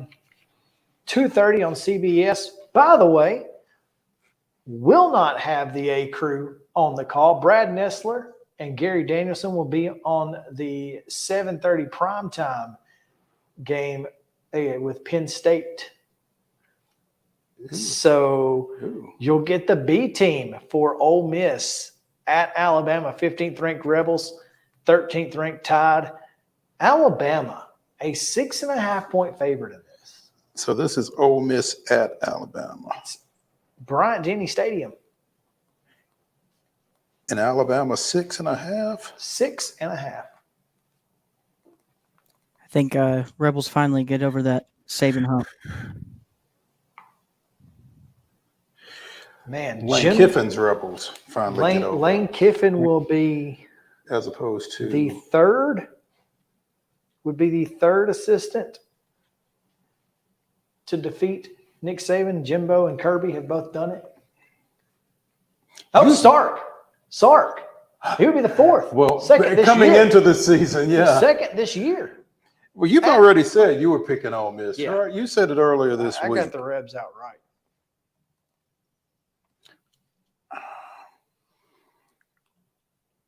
Oh, goodness gracious.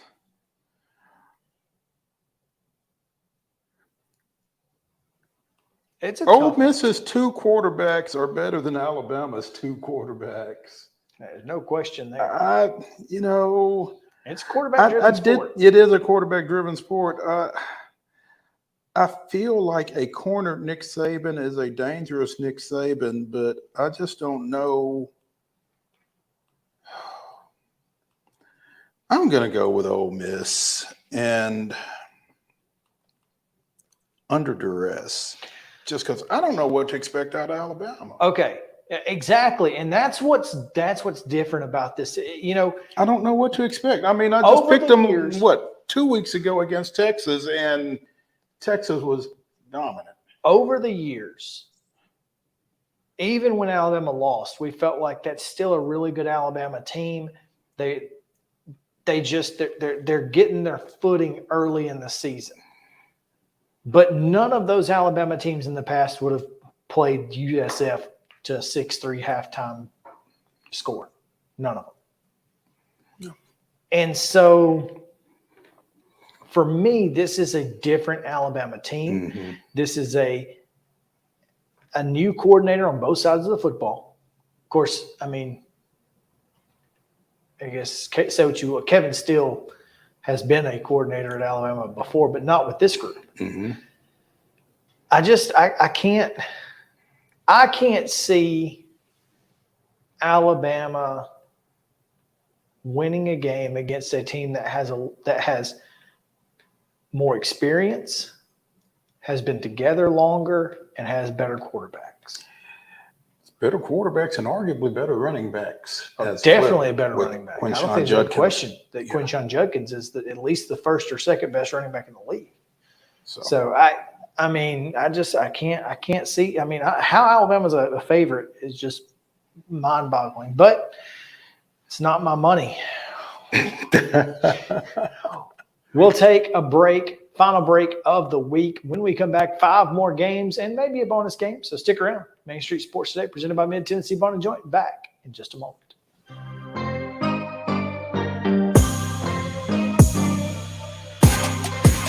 Mid-Tennessee Bone and Joint treats your orthopedic injuries and existing conditions. Our trained physicians will get you back in the game faster.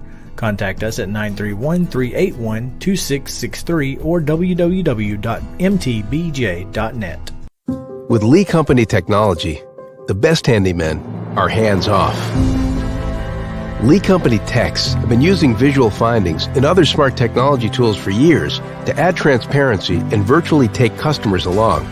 You see what we see. whether we're in a crawl space or on a roof. With Lee Company, technology helps us help you, no matter what's happening in the world or at your house.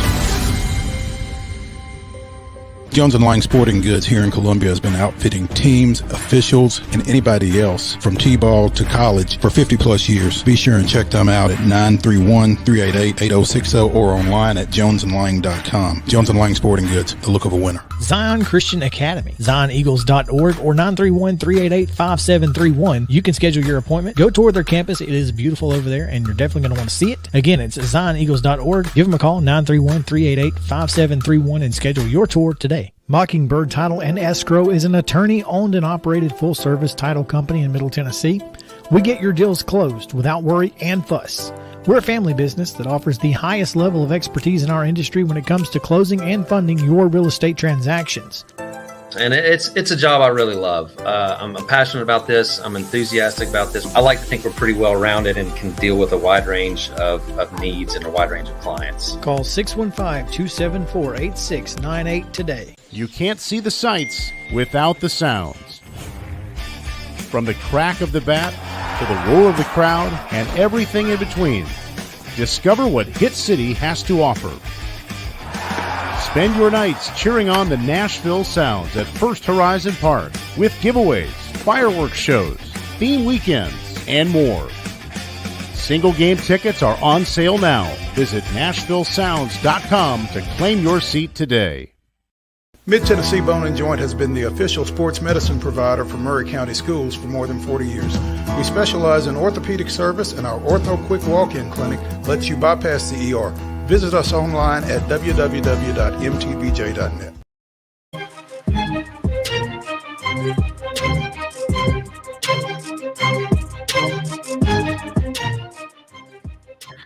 Welcome back in Main Street Sports Today, presented by Mid-Tennessee Bone and Joint. Chris Yow and Mo Patton one more time for this week. Looking forward to a fun weekend of sports ahead. Again, high school football tonight. You can follow Mo and myself as well as the show MS_Sports Today for local scores here in Southern Middle Tennessee. Also at Main Street Preps for scores mid-state wide. Make sure that you are following all of our writers. So we have 5 more games to pick, and so we will do that right now as we take a look here. 6:30 on ABC tomorrow night. It's going to get wacky in Waco. Oh, goodness. Baylor 14.5-point underdogs to the number 3 ranked Longhorns. Ooh. You said 14.5? 14.5, that's all. And Baylor. I think Texas wins this game. I think it's closer than 14.5. I'm going to go Baylor to cover. The Bears.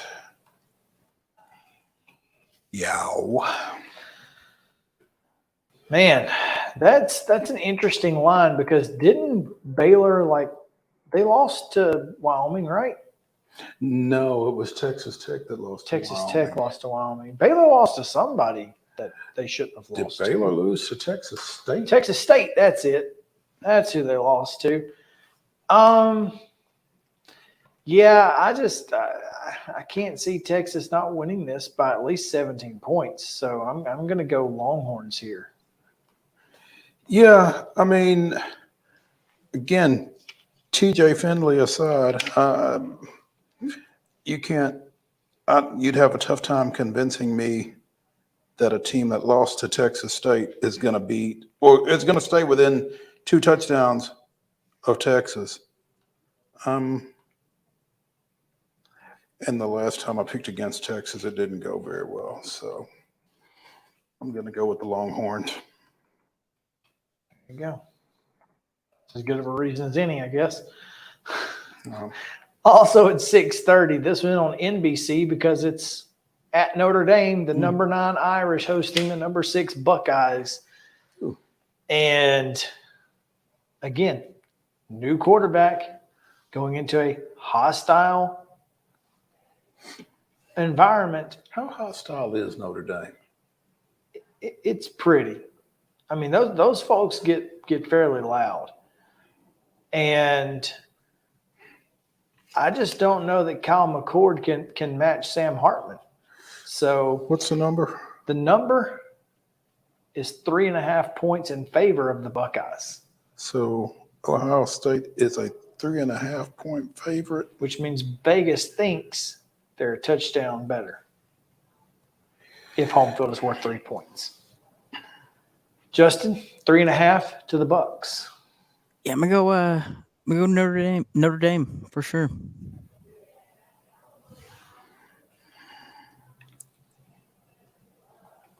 I think, again, I don't know that Kyle McCord can match Sam Hartman in this one.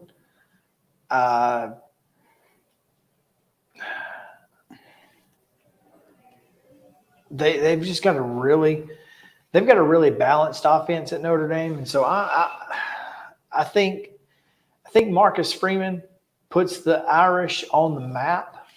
They almost won this game last year at Ohio State. So give me the Irish.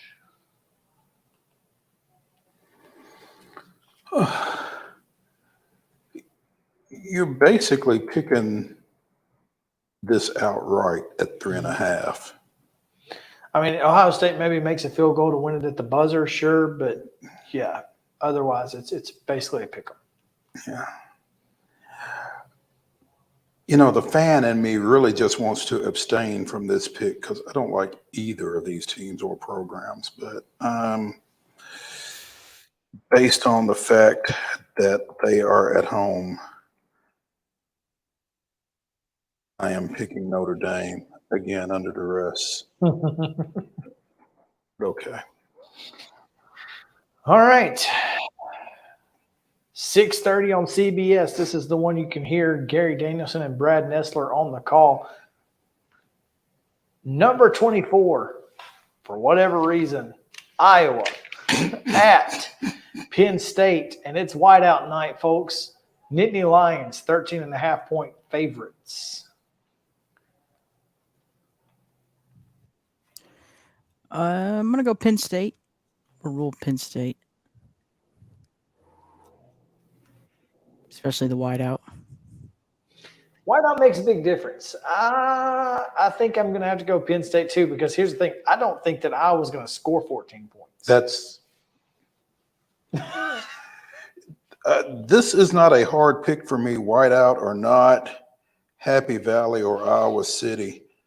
Penn State. I have no confidence in Iowa. I'm with you. To score. Yeah, I mean, Penn State scores 2 touchdowns. I think they cover. They probably win this thing 14-0. I mean, I'm with you. That's how I feel too. So, all right. Fox at 9:30, Pac-12 After Dark. Number 5 USC on the road at Arizona State. It's Pac-12 After Dark. So nothing. Good Lord. What? Nothing. Hang on. USC at Arizona State? Is that right? USC at Arizona State, correct. USC, and I've not seen the line, so I'm spitballing here. USC is a 23.5 point favorite. 33.5. Oh, ooh. 33.5. So 35-7, Arizona State covers. Is an L. That's a lot. 33.5 at AZ State. Justin, talk to me. I think I'm going to go USC to cover that.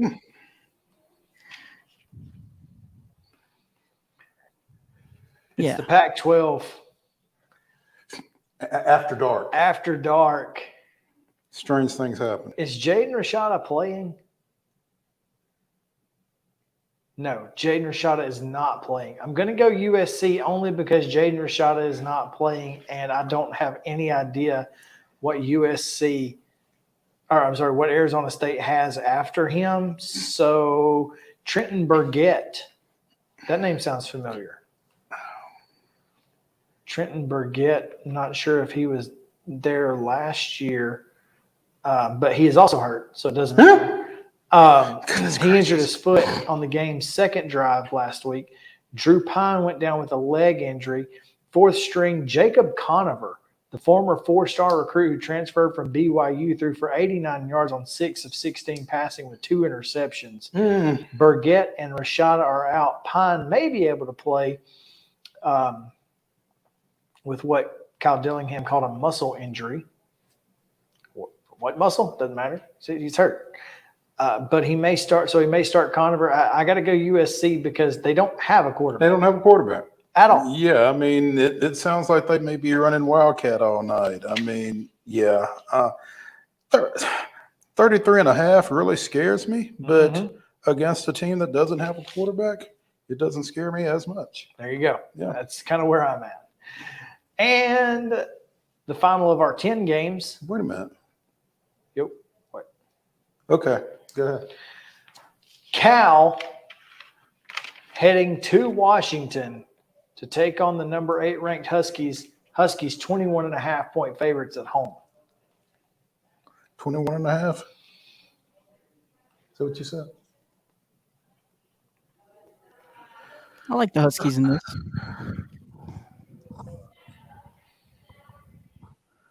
This is one of those games. It's one of those games. Cal showed me quite a bit against Auburn. Obviously, they need to be able to score. But here's the thing about Cal Auburn. Nobody apparently from Hugh Freeze on down wanted to be there. Well, it's hard to get one. The Southeastern United States has struggled in trips out west in the regular season. Very much so. I think they were like 1-13 in their last regular season games on the West Coast. And Auburn won one.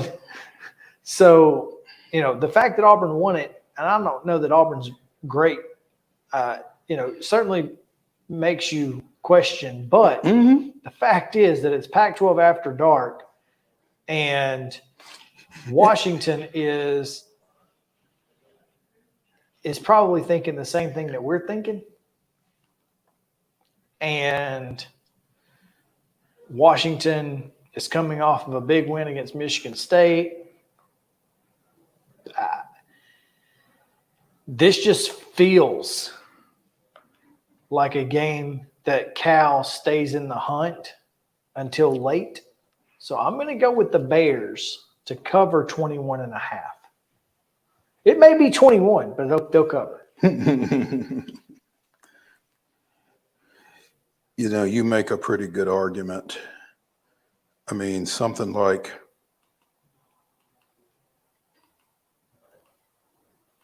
this could be something like a 35-19 or something like that. Yeah. Let me take Cal.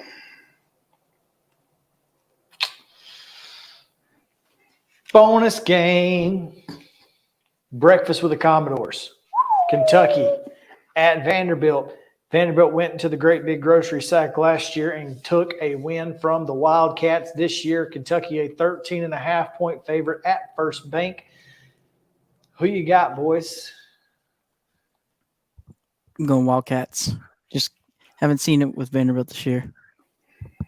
They have certainly struggled. They have no running game. I agree. I think it's going to be Kentucky, and here's why. They're going to be able to run the football. Well, they're going to be able to run the football with a former Vanderbilt running back. With the guy who was able to run the football last year. Yeah. Except it was for the other team. Yeah. I can't. I don't see Kane Patterson and that defense holding up. And A.J. Swan's going to have to be a lot better if Vanderbilt's going to have a chance in this. And I'm going to go Wildcats to cover the 13.5. Well, A.J. Swan and the receivers are going to have to be a lot better, because if you can't run it in the SEC, you can't win in the SEC. That's Tennessee last week. Yeah. Yeah. I'm running the ball. I'm going with the Wildcats. There you go. That's going to do it for this week in Main Street Sports Today, presented by Mid-Tennessee Bone and Joint. Again, at Mo Patton _sports, at Chris Yao 14, at Justin Kulik 12, although he's not going to be at a game tonight, but you can follow him for whatever good reason you might. You might want some Titans takes. Come see us on Sunday at First Horizon Park. It will be a lot of fun for that final game of the year between the Nashville Sounds and Jacksonville Jumbo Shrimp. Come see us at a high school football game. If you see us, say hi. We'd love to say hello. Until then, Monday, 2 o'clock, same bat time, same bat channel right here on Main Street Media TV. We'll see you guys then.